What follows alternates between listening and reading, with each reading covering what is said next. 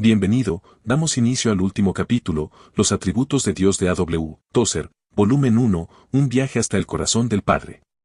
No te olvides de suscribirte y darle un like a nuestros videos, y activa la campanita de notificaciones para no perderte ninguna de las series. Capítulo 10. La perfección de Dios. De Sión, perfección de hermosura, Dios ha resplandecido, Salmo 50, 2. En este versículo tenemos tres palabras en especial relación unas con otras, perfección, hermosura y Dios. Y aunque es Sión la que es llamada perfección de hermosura, es la perfección de hermosura porque Dios ha resplandecido en ella. Al tratar de comprender el cristianismo actual, y con eso no quiero decir el liberalismo ni el modernismo, quiero decir el evangelicalismo o cristianismo evangélico, debemos tener en cuenta dos cosas que han ocurrido en los últimos 50 años. Debemos tener en cuenta las ganancias obtenidas y las pérdidas que hemos sufrido. Nuestras ganancias y pérdidas que las iglesias han obtenido algunas ganancias en los últimos 50 años no puede ser negado por nadie que quiera ser veraz. Por ejemplo, va a la iglesia un porcentaje de la población total mayor que el que solía ir, y hay un mayor número de personas que se llaman a sí mismas cristianas. Y además se multiplican las escuelas y seminarios teológicos, escuelas bíblicas, institutos cristianos de varias clases. Hay una siempre creciente inundación de literatura cristiana que está siendo publicada y difundida. Luego está la popularidad de la religión en nuestro tiempo. Supongo que cuando las cosas son populares es más fácil propagarlas que cuando no lo son. Y por cierto, el Evangelio es bastante popular ahora.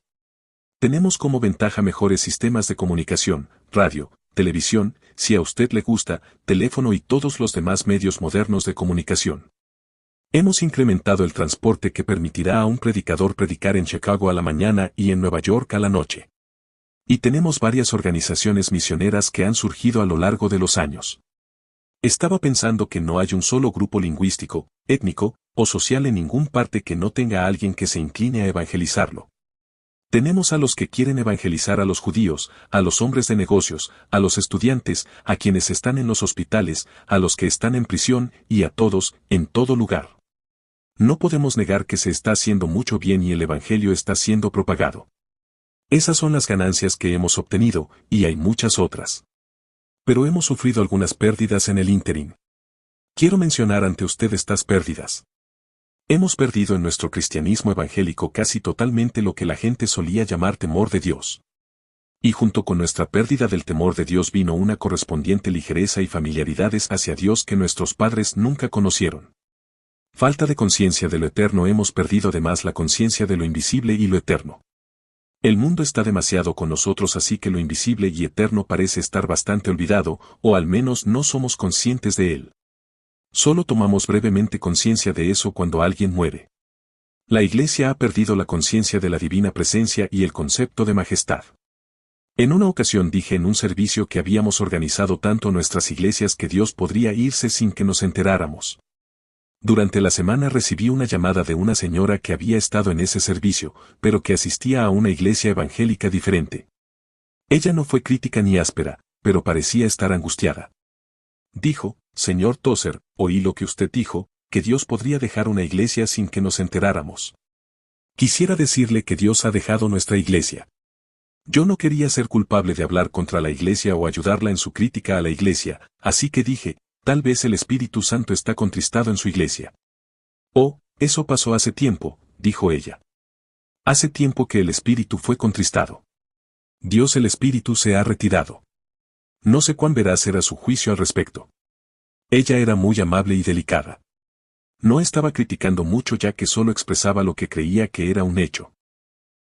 La conciencia de la divina presencia parece haberse marchado de las iglesias a un grado realmente terrible.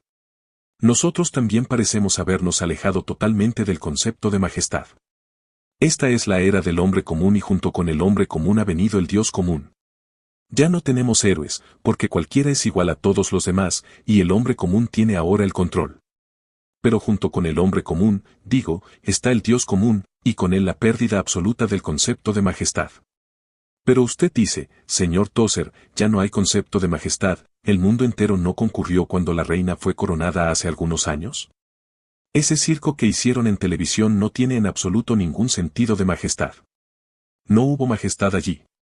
Hemos coronado reinas de la calabaza y reinas del algodón y otras clases de reinas en este país, y fue la misma mezcla de teatralidad y sexo que se encuentra en todo lugar. Si esa muchacha hubiera sido una anciana dama hogareña no se habría hecho mucho. Pero era una hermosa muchacha de modo que tuvimos un gran momento, pero faltaba la majestad. Podían decir, su majestad, pero no lo sentían. El cristiano moderno ha perdido el sentido de la adoración junto con el concepto de majestad y, por supuesto, también la reverencia. Ha perdido su capacidad de hacer introspección y tener comunión con Dios en el lugar secreto, en el santuario profundo de su propio espíritu. Esto es lo que hace al cristianismo, y no hemos hecho más que perderlo. Añadimos números, sí, pero perdimos el temor. Multiplicamos las escuelas, sí, pero perdimos la conciencia de lo invisible. Toneladas de literatura son difundidas, por supuesto, pero sin conciencia de la divina presencia. Mejor comunicación, ciertamente, pero nada para comunicar. Organizaciones evangelísticas, sí, pero el concepto de majestad, adoración y reverencia casi se ha ido. Ganancias externas, pérdidas internas. El resultado total ha sido que nuestras ganancias fueron externas y nuestras pérdidas, internas. Esta es la gran tragedia de esta hora. Y al fin nuestras ganancias pueden probar que no son más que pérdidas esparcidas en un área mayor. Cualquiera puede ver que, si la calidad de nuestra religión es perjudicada, aunque la estemos extendiendo a más personas, estamos perdiendo en vez de ganar. Y si solo tenemos tanta gloria y la extendemos escasamente, no hemos ganado nada. Creo que es ahí donde estamos. Y creo que nunca podremos recobrar nuestra gloria hasta que volvamos a ser llevados a ver la terrible perfección de Dios. A lo largo de los años ha crecido mi convicción de que debemos recobrar el concepto de la perfección de Dios. Debemos volver a ver cuán terrible, completamente formidable, es Dios, cuán hermoso y cuán perfecto. Y debemos comenzar a predicarlo, a cantarlo, a escribir sobre él, a promoverlo, a hablarlo, a contarlo y a orarlo hasta que hayamos recobrado el concepto de majestad, hasta que la conciencia de lo divino vuelva a nuestra religión, hasta que hayamos recuperado la capacidad y el deseo de retirarnos dentro de nuestros corazones y adorar a Dios en el silencio de nuestros propios espíritus. He tratado de hacer volver a la gente de lo externo de la religión a lo interno. He intentado quitar las nubes y mostrar a Dios en su gloria. Me he levantado casi solo a predicar esto, y ha sido algo extraño. Es raro oír a un hombre predicar acerca de Dios el Santo. A las personas les gusta oír sobre eso, y me invitan aquí y allá a predicarlo. Pero, ¿por qué no podemos captar este concepto? No sé por qué, pero no me desanimo. Si continuamos como estamos, esparciendo nuestra deteriorada religión, nuestro debilitado cristianismo hasta que el Señor venga, el Señor atravesará las nubes y se manifestará majestuoso y maravilloso arriba en el cielo y abajo en la tierra y debajo del mar, y en todo lugar se inclinarán y lo reconocerán como Señor y Rey. Pero quisiera ver que eso vuelva a la iglesia antes de que llegue esa dramática hora. Quisiera ver que lo sepamos ahora. ¿Qué es la perfección? ¿Qué significa perfección? Según Webster, perfección significa el grado más elevado posible de excelencia. Lo que es perfecto no carece de nada que debiera tener y no tiene nada que no debiera tener. La perfección es plenitud y completud. Algo que es perfecto no carece de nada y no tiene nada que no deba tener. Esta palabra perfección o perfecto es una palabra relativa. Se encuentra bastante poco en la Biblia, porque es la traducción al español de varias palabras hebreas y griegas. Significa lo que es excelente, lo que es el grado más elevado posible de excelencia. Por supuesto es una palabra relativa y la usamos de diversas maneras. Hablamos de que esta o aquella cosa terrenal es perfecta, la Biblia hace lo mismo. La perfección es estar completo en su naturaleza. Es decir, es ser perfecto en lo que a usted se refiere. Si otra cosa de otra naturaleza fuera como usted, eso sería imperfecto. Permítame ilustrar esto. Cuando nace un niño, una de las primeras cosas que el médico hace, y una de las primeras cosas que la madre ansiosa hace, es examinarlo y ver si está bien. Buscamos 2 piernas, 2 brazos, 2 ojos, 2 orejas, una nariz. Y cuando encontramos que todo tiene el número correcto y está en el lugar correcto, sonreímos y decimos, bueno, gracias a Dios por un pequeño bebé saludable. Eso es perfección para un niño humano. Pero suponga que en la granja nace un potrillo y es examinado por el ansioso granjero. Él no busca 2 patas, busca 4. Y si el animal tuviera 2 sería deforme. Si el bebé tuviera 4 piernas sería deforme. Perfección es tener solo lo que se debería tener, ser lo que es. La perfección en esa manera relativa significaría completud y plenitud de lo que usted es. Pero no podemos pensar así en Dios. Su perfección significa el grado más elevado posible de excelencia, entonces de ningún modo podemos aplicar a Dios este concepto. Como podemos aplicar a Dios lo más alto posible, hay algo que no sea posible con Dios, como si Dios hubiera sido creado y hubiera hecho lo más elevado posible, que Él fuera tan perfecto como fuera posible para Él, no, eso no se puede aplicar a Dios, es solamente aplicable a las criaturas. Dios no conoce medida. Cuando explicaba la infinitud de Dios señalé que en Dios no conoce medida. Dios no está en la cumbre máxima de una siempre ascendente perfección del ser, desde el gusano hacia arriba hasta que alcanzamos finalmente a Dios. Por el contrario, Dios es completamente diferente y separado, así que Dios no conoce medida. Dios es simplemente Dios, una infinita perfección de plenitud, y no podemos decir que Dios es un poco más o un poco menos. Más y menos son palabras para las criaturas. Podemos decir que un hombre tiene un poco más de fuerza hoy que ayer. Podemos decir que un niño es un poquito más alto este año, él está creciendo. Pero no se puede aplicar más o menos a Dios, pues Dios es el perfecto, sencillamente, es Dios. A veces cuando hablamos de la perfección usamos la palabra excelencia. ¿Alguna vez se detuvo a pensar lo que significa esa palabra? Significa estar en un estado de superación, lo cual implica una comparación con algo o alguien. La excelencia en un músico significa que él es mejor músico que los demás músicos. Si él tiene un alto grado de excelencia, podríamos decir que tiene perfección en su campo. Él no, pero nosotros podríamos usar la palabra. Pero cuando se trata de Dios, Él dice, ¿a qué, pues, me haréis semejante o me compararéis? Dice el Santo, Isaías 40, 25. Usted no compara a Dios. Decimos que Dios es incomparable, y con eso queremos decir que solo Dios permanece como Dios, que nada puede compararse con Él.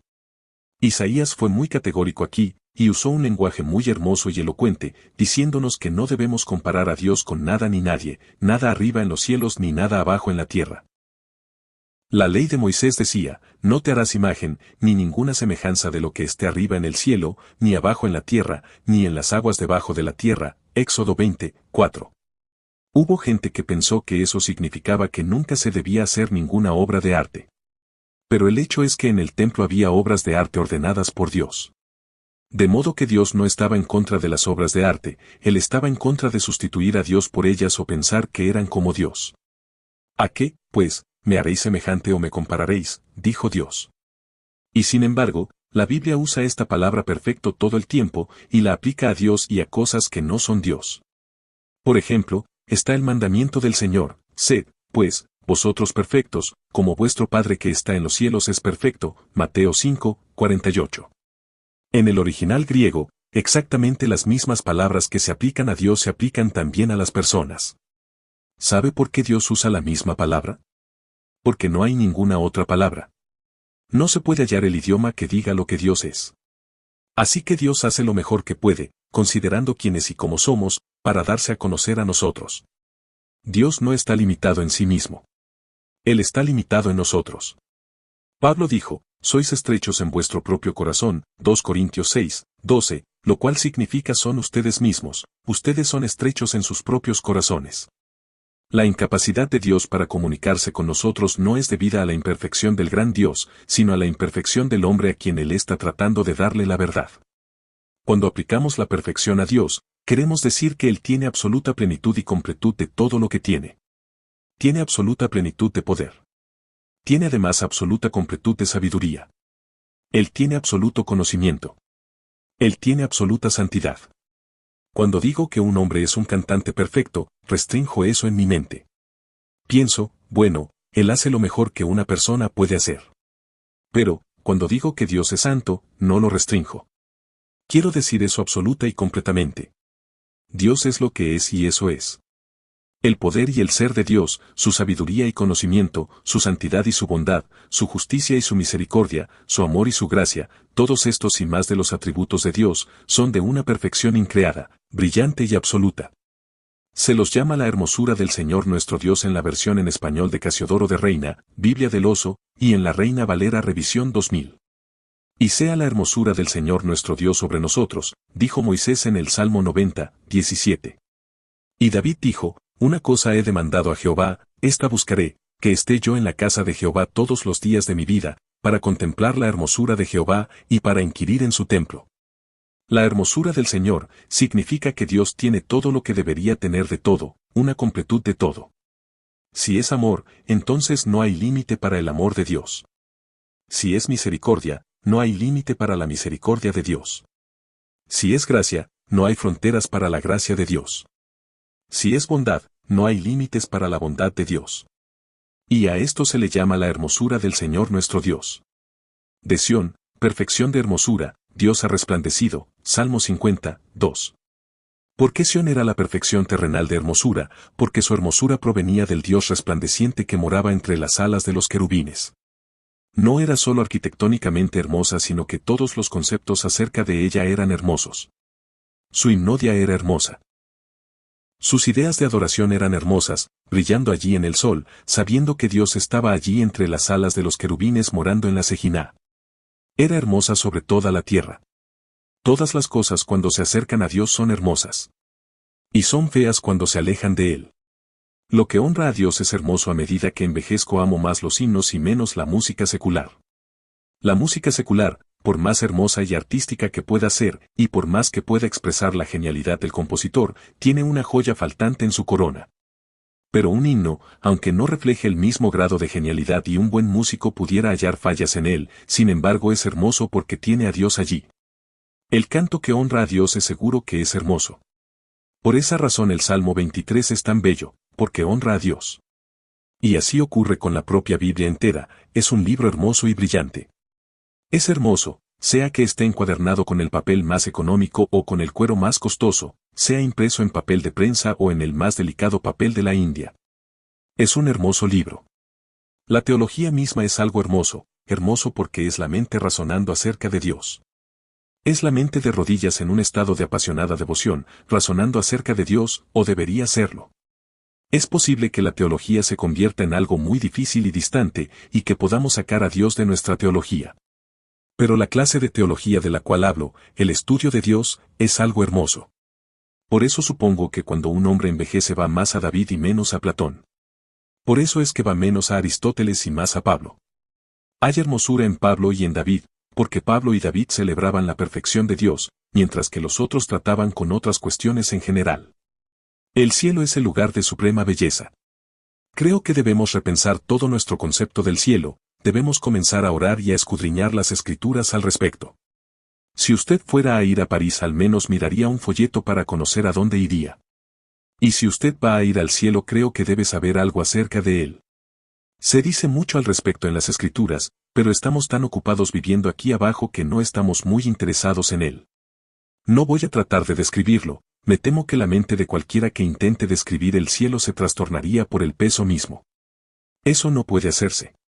Pero el cielo es el lugar de suprema belleza, eso es lo máximo que podemos decir. ¿Y por qué? Porque la perfección de la belleza está allí. Sea la hermosura del Señor nuestro Dios sobre nosotros. ¿Hubo jamás algo más hermoso que la historia del nacimiento de Jesús?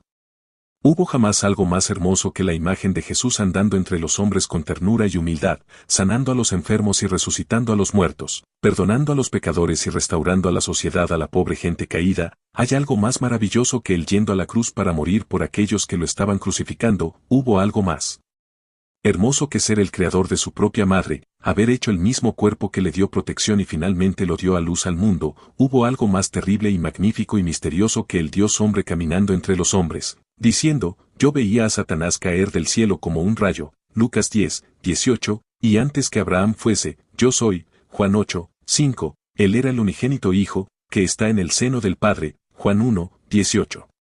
La belleza se centra en Cristo, toda belleza se centra alrededor de Jesucristo. Por esa razón, dejando aparte el comercialismo, la Navidad es algo tan hermoso. Y es por eso que la Pascua es tan hermosa. Para mí, la Pascua es más hermosa que Navidad porque la Pascua celebra un triunfo, y la Navidad celebra la llegada de alguien que todavía no había luchado. Él había nacido para luchar, pero no había luchado. Pero cuando llega la Pascua, cantamos, los 3 días tristes pasaron pronto, Él resucita glorioso de los muertos. Y hay hermosura allí, aunque no está la belleza del color, de los trazos, o de la proporción física. Usted puede adorarlo a Él en un establo, puede adorarlo en una mina, puede adorarlo en una fábrica. No es la belleza externa la que es hermosa sino la interna. El cielo es hermoso porque es la expresión de aquello que es la perfección de la hermosura. Y aunque esto es verdad del cielo, debo decir además que el infierno es el lugar de absoluta y monstruosa fealdad, porque no tiene perfección, solamente existe la monstruosa deformidad moral. No hay nada hermoso en el infierno. Y en el cielo, por supuesto se halla la suprema hermosura. La tierra se halla en medio. La tierra conoce la fealdad y la hermosura, se halla entre el cielo y el infierno. Y los habitantes de la tierra deben decidir si van a buscar la hermosura del cielo o la monstruosa, absoluta fealdad del infierno. La gente se preocupa por si hay fuego o no en el infierno. No tengo razones para no creerlo, lo que la Biblia dice lo tomo como la verdad. No dudaría en referirme al fuego del infierno, pues la Escritura habla del lago de fuego, Apocalipsis 20, 14 al 15. Pero si no hubiera fuego en el infierno, si el infierno fuera un país habitable, aún así sería el país más feo del universo, el lugar más terriblemente deforme conocido en la creación porque no hay nada de la perfección de la hermosura. Solo Dios es absolutamente perfecto. Nada malo es hermoso, no es posible que algo malo sea hermoso. La Escritura dice adorad a Jehová en la hermosura de la santidad, Salmo 29, 2. Es posible que algo impuro sea lindo o atractivo, hasta fascinante. Pero no es posible que sea hermoso. Solamente lo que es santo puede ser básicamente hermoso. Adorad a Jehová, dice la Escritura, en la hermosura de la santidad. No es una mención superficial, ni una relación casual de palabra con palabra, la hermosura de la santidad y la perfección de la hermosura, y el hecho de que solo Dios sea perfecto. Todas encajan juntas hermosamente, y caen en su lugar, pues Dios es hermoso más allá de lo descriptible. Cuán hermoso debe ser ver a Dios, dice el himno. Y cuán indeciblemente horrible debe ser ver el infierno. Si usted pudiera pensar en una prisión, si pudiera pensar en un lugar del que toda esperanza y toda misericordia han huido, entonces podría pensar en el infierno. Si pudiera pensar en un lugar del que estuviera ausente toda la sabiduría moral, donde no hubiera santidad y la bondad estuviera ausente, donde no hubiera justicia, misericordia, amor, bondad, gracia, ternura o caridad, sino solamente una monstruosa plenitud de impureza multiplicada, locura moral, odio, crueldad e injusticia, entonces pensaría en el infierno. Es por esta razón que Dios nos llama hacia sí mismo. Cuando vamos a levantar una cosecha de predicadores que comiencen a predicar la perfección de Dios y digan a la gente lo que debe oír, que Jesucristo nació de la Virgen María y sufrió bajo Poncio Pilato para morir y volver a vivir, Él resucitó para poder salvarnos de las eternas monstruosidades y las fealdades que están lejos de Dios, que no son Dios. Él nos acerca a la hermosura que es Dios. Él vino a llamarnos a que nos alejemos del pecado, nos alejemos de la deformidad y la fealdad eterna que es el infierno, y vayamos hacia la santidad, la perfección y la hermosura eternas. Jesucristo es Dios que viene a nosotros, pues Dios estaba en Cristo reconciliando consigo al mundo, 2 de Corintios 5, 19. Oh, qué hermoso es ese pensamiento de que Dios vino a nosotros en ese humilde pesebre. Qué hermoso que Él vino a nosotros y caminó entre nosotros. Él vino con nuestro cuerpo y forma, cargando sobre sí mismo nuestra humanidad, para poder limpiarnos, purificarnos, purgarnos, rehacernos y restaurarnos, a fin de volver a llevarnos con Él a ese lugar que es la perfección de la hermosura. No sé dónde está el cielo. Leí que la gente del programa espacial lanzó una flecha bañada en oro, a 60 y tantos miles de millas de distancia, y algunos se preguntan si al fin podría estar llegando o no al cielo. Tuve que sonreír ante eso, porque Dios no mora en el espacio es nada para Dios. El gran corazón infinito de Dios reúne en sí mismo a todo el espacio. Nuestro programa espacial es como un bebé que juega con una pelota de goma en Wrigley Field. No puede hacer nada sino golpearla por allí y arrastrarse tras ella. Si la envía a 2 pies, grita con placer como si hubiera lanzado un jonrón. Pero allí fuera, a 400 pies de distancia, se extiende el campo. Se requiere de un hombre fuerte para enviar la pelota sobre la valla. Cuando el hombre envía su pequeña flecha y alcanza la luna y entra en órbita alrededor de ella, se jacta de ello durante años. Continúa, muchachito, juega con tu pelota de goma. Pero el gran Dios que rige el universo sonríe en su corazón. No está impresionado. Él está llamando a la humanidad hacia sí mismo, hacia su santidad, su hermosura, su amor, su misericordia y su bondad. Ha venido para reconciliarnos y nos llama a volver. Nada maravilloso hay en el mundo, le pregunto, ¿qué tiene para ofrecer el mundo? Nada.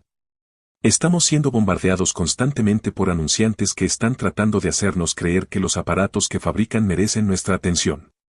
Claro, si usted quiere ir a algún lugar y necesita un automóvil, obtenga uno, pero no imagine que eso sea maravilloso. Si quiere volar a San Francisco, vuele, pero no imagine que eso sea maravilloso. No imagine que nada sea maravilloso. Y será llamado consejero maravilloso, Isaías 96, y solo él puede hacer participar y maravillar a ángeles, serafines, querubines, arcángeles y todos los seres y criaturas. Solamente él es maravilloso, y vino a nosotros para reconciliarnos consigo mismo. Cuán hermoso, cuán maravilloso, hay una canción que dice: toma todos mis intereses mortales y déjalos morir, y dame solo a Dios. Si usted desea orar estratégicamente, de una manera que agrade a Dios, ore que Dios levante hombres que vean la hermosura del Señor nuestro Dios y comiencen a predicarla y extenderla a la gente, en vez de ofrecer paz mental, liberación del cigarrillo, un mejor empleo y una casita más linda. Dios sí libera a los hombres del cigarrillo, sí ayuda a los hombres de negocios, sí responde la oración. Pero esos son solo añadiduras. Son el nivel de jardín de infantes de la religión. ¿Por qué no podemos ir más allá y decir con el salmista, de Sión, perfección de hermosura, Dios ha resplandecido, Salmo 50, 2, y mirar a la cima del monte y ver la ciudad de nuestro Dios, la nueva Jerusalén? Dios, la maravilla del universo, está brillando desde allí. ¿De qué sirve toda nuestra ajetreada religión si Dios no está en ella? ¿De qué sirve si hemos perdido la majestad, la reverencia, la adoración, la conciencia de lo divino? ¿De qué sirve si hemos perdido el sentido de la presencia y la capacidad de replegarnos a nuestro propio corazón y encontrarnos con Dios en el huerto? Si hemos perdido eso, ¿por qué construir otra iglesia? ¿Por qué lograr más convertidos a un cristianismo decadente? ¿Por qué traer gente para que siga a un Salvador desde tan lejos que Él ya no los reconozca? Necesitamos mejorar la calidad de nuestro cristianismo, y nunca lo haremos hasta que volvamos a elevar nuestro concepto de Dios al que tenían los apóstoles, sabios, profetas, santos y reformadores. Cuando volvamos a poner a Dios donde le corresponde, instintiva y automáticamente volveremos a avanzar, toda la espiral de nuestra dirección religiosa será ascendente. Pero tratamos de solucionarlo con métodos, tratamos de producirlo con tecnología, tratamos de crear avivamientos con maniobras publicitarias. Tratamos de promover la religión, olvidando que descansa sobre el carácter de Dios. Si tengo un bajo concepto de Dios, mi religión solo puede ser un asunto barato y diluido. Pero si mi concepto de Dios es digno de Dios, entonces puede ser noble y digna, puede ser reverente, profunda, hermosa. Esto es lo que quiero ver una vez más entre los hombres. Ore de esta manera, quiere hacerlo, oh, Dios Padre nuestro, qué fácil es reincidir, estar viviendo y sin embargo estar muerto. Cuán fácil es convertirse en parte de un tropel de gente de iglesia jovial, que charla y ríe tontamente, mientras el mundo envejece, el juicio se acerca, el infierno ensancha sus límites y el anticristo se prepara para tomar el mando. Mientras el mundo se unifica y se alista para un rey, oh Dios, mi iglesia está jugando y diciendo, yo soy rico, y me he enriquecido, y de ninguna cosa tengo necesidad. Apocalipsis 3, 17. Tenemos más gente que asiste, tenemos más dinero que lo que jamás tuvimos. Nuestras iglesias cuestan más y nuestras escuelas están llenas y nuestros programas son muchos. Pero estamos olvidando, oh mi Dios, que la calidad de nuestro cristianismo ha sido grandemente afectada. Oh, restaura otra vez, clamamos, vuelve a restaurar a tu iglesia su visión de ti. Vuelve a restaurar a tu iglesia la visión del gran Dios. Muéstranos tu rostro, tu hermoso rostro, una permanente visión de la majestad. No te pediremos unas de luz fugaz. Queremos una permanente visión de ti en toda tu maravilla. Oh Dios, los hombres pecan una y otra vez mientras se ríen de la religión, se ríen de ella y la toleran.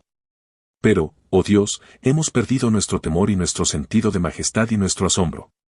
Vuelve a darnos, oramos, la majestad de los cielos, vuelve a darnos una visión de la majestad para que podamos saber cuán maravilloso eres. Tu majestad, cuán brillante, cuán hermosa tu misericordia en las profundidades de la ardiente luz. Envíanos adelante a orar, a caminar sabiendo que en verdad estamos en el huerto, así como caminabas tú en el huerto, al aire del día, Génesis 3, 8, y Adán se escondió. ¿O cuántos de nosotros, Señor, nos escondemos detrás de una cosa o de otra porque no estamos preparados moral y espiritualmente para salir y caminar contigo? Pero, caminó, pues, Enoc con Dios, y desapareció, porque le llevó Dios, Génesis 5, 24. Moisés miró tu rostro y su rostro brilló, vea Éxodo 34, 29. Oh Dios, envíanos no solo a hacer conversos, sino a glorificar al Padre y a presentar la hermosura de Jesucristo a los hombres. Todo esto lo pedimos en el nombre de Jesucristo nuestro Señor. Amén.